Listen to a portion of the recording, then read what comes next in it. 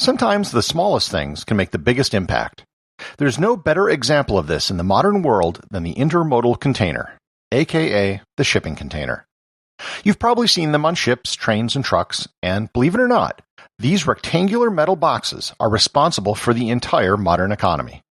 Learn more about shipping containers on this episode of Everything Everywhere Daily.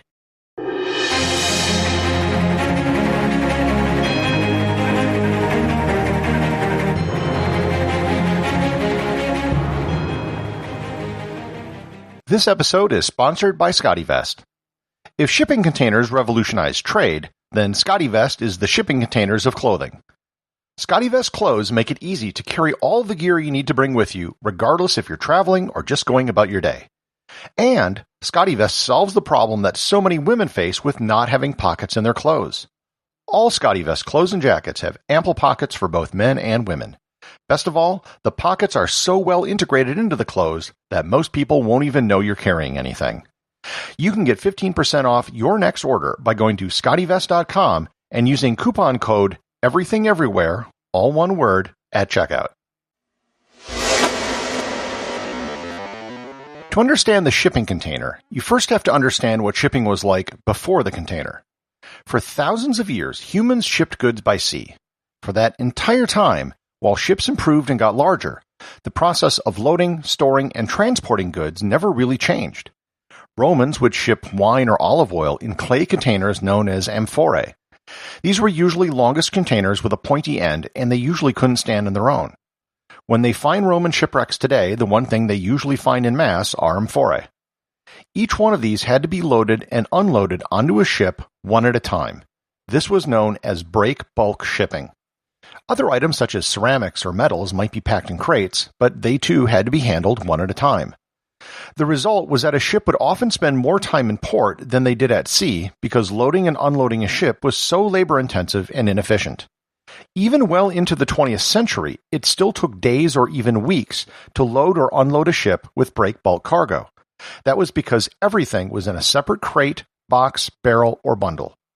You had to haul everything out individually, usually with a team of hundreds of people, put it in a warehouse, before it was then put on trucks or trains individually and shipped off.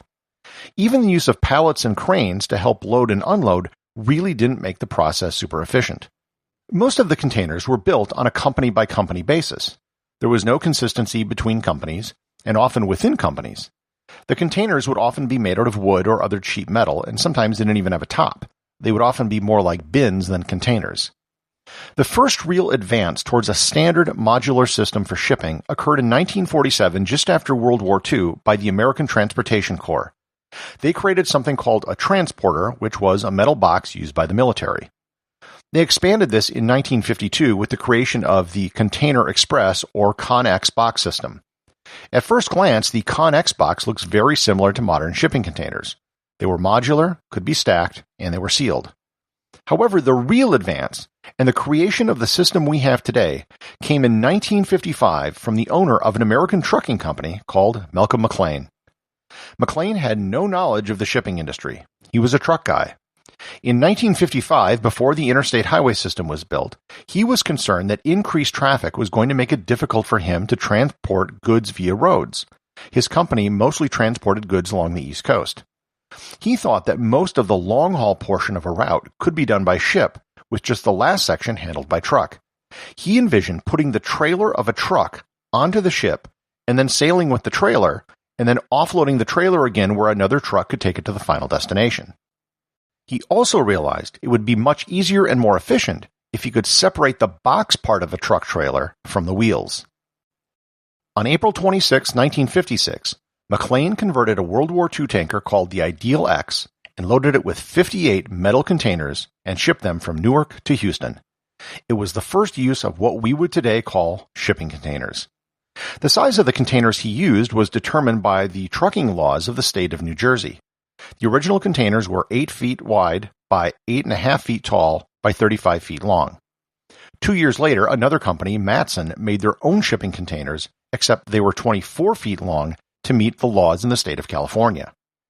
In 1968, McLean won a contract with the U.S. military to ship goods to Vietnam via shipping containers. In the contract, the military paid for the round trip of the ships. However, the goods only went to Vietnam.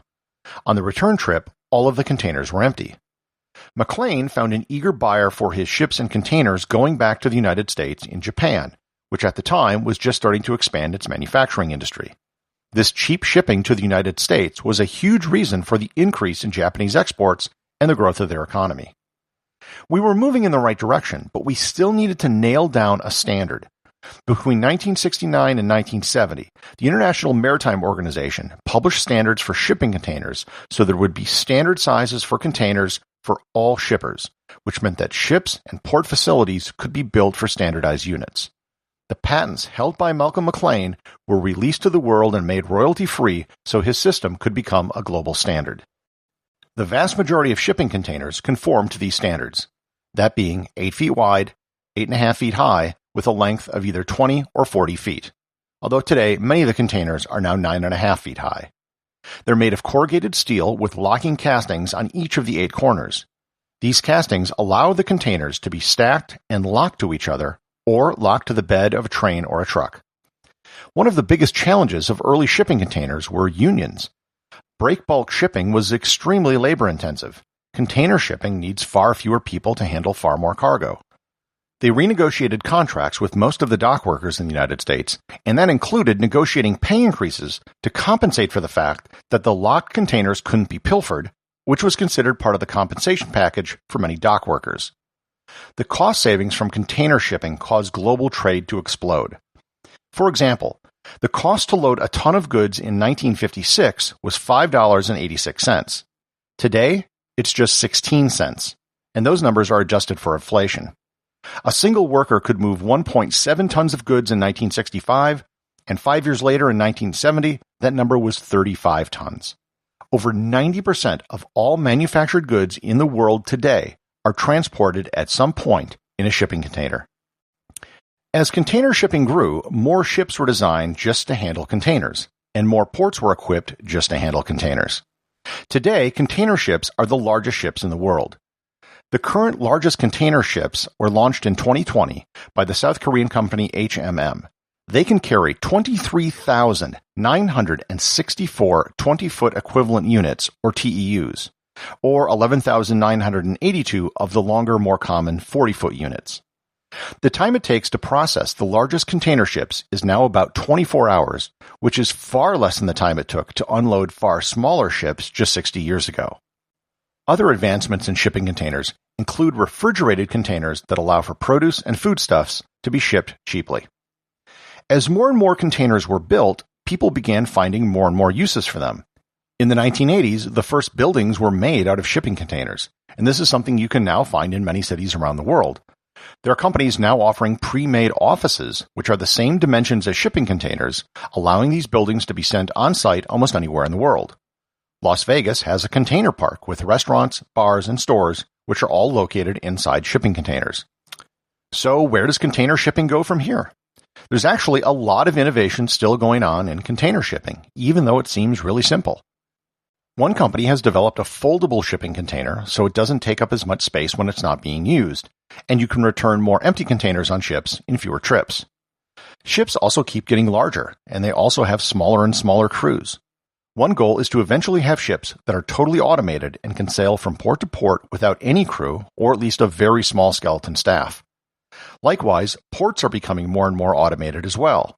A fully automated port is probably not that far off, and many aspects of port processing have already been automated. Improved customs processing would also be a huge improvement, and it's estimated that streamlining customs and developing global standards could facilitate trade as much as another round of global trade negotiations would. It's hard to state just how important shipping containers are to the modern world economy. Malcolm McLean was named the Man of the Century by the International Maritime Hall of Fame. When he passed away in 2001, obituaries said he was as important as Robert Fulton, the inventor of the steamboat, was to international shipping. Former U.S. Transportation Secretary Norman Mineta gave this eulogy to McLean. Quote, "Malcolm revolutionized the maritime industry in the 20th century. His idea for modernizing the loading and unloading of ships, which was previously conducted in much the same way the ancient Phoenicians did 3,000 years ago, has resulted in much safer and less expensive transportation of goods, faster delivery, and better service. We owe so much to a man of vision, the father of containerization, Malcolm McLean. Executive producer of Everything Everywhere Daily is James Makkyla. If you ever wanted to give some direct feedback on a show, provide show suggestions, or just talk about some of the previous episodes, I've started a Discord server. If you aren't familiar with Discord, it's basically an online chat room that you can use as a standalone app, or in a browser, or on your phone. I'm usually there in the evenings, and occasionally throughout the day in North America time. Just go to everything-everywhere.com/Discord, or click on the link in the show notes.